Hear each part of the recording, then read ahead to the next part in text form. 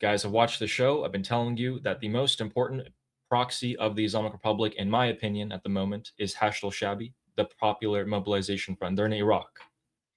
They're the ones that we saw hundreds of Toyotas cross into Iran to suppress the Iranian people. That's them. And that's an A-10.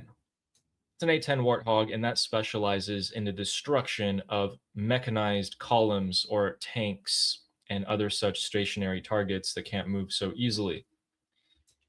They conducted such successful strikes last night on the PMF headquarters that we actually saw. I'll show you guys a clip of it here. Mute that. But we actually saw them strike a command center and a munitions depot with dozens of secondary explosions going off. They must have had a ton of rockets and missiles in there from the IRGC that are all gone. Now, that's not the only thing gone.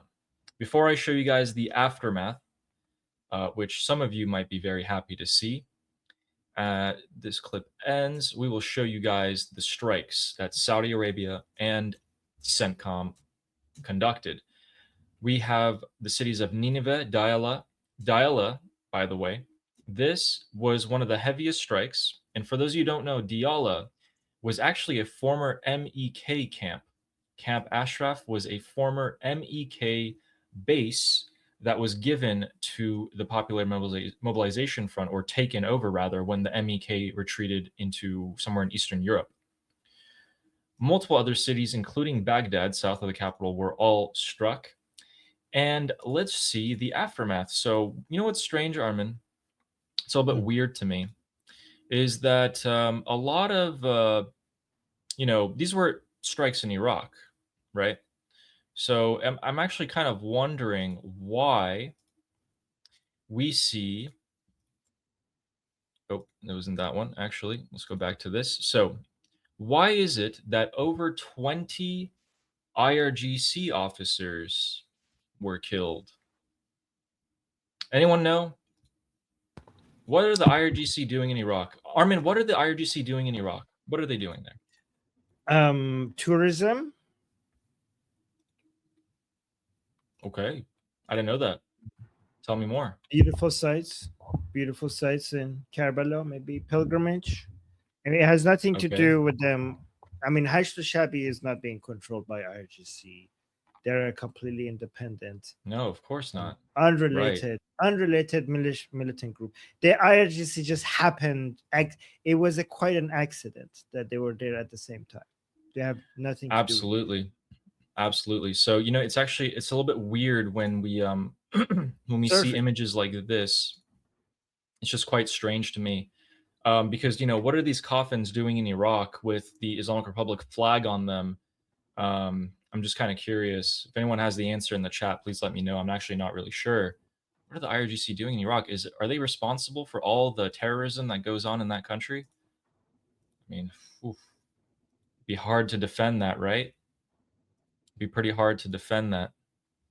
Why, the IRGC doesn't get to have some time off going to Iraq? The vacation, right? Sightseeing.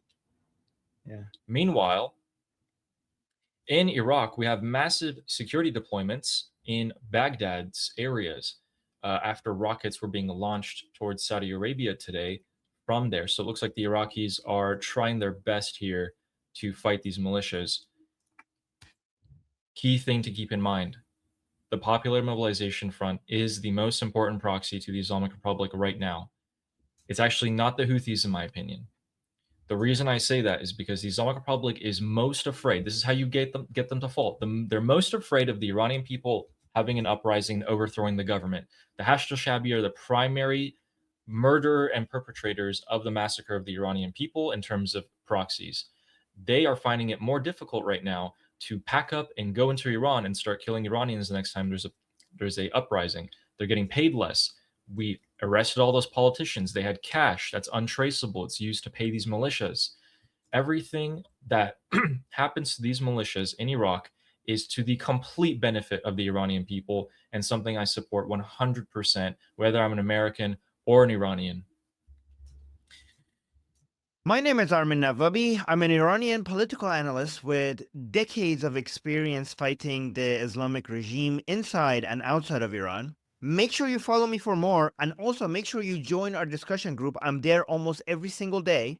Come talk to me there and the rest of the people there in our group calls. It's a great place to meet and talk to people who like talking about politics.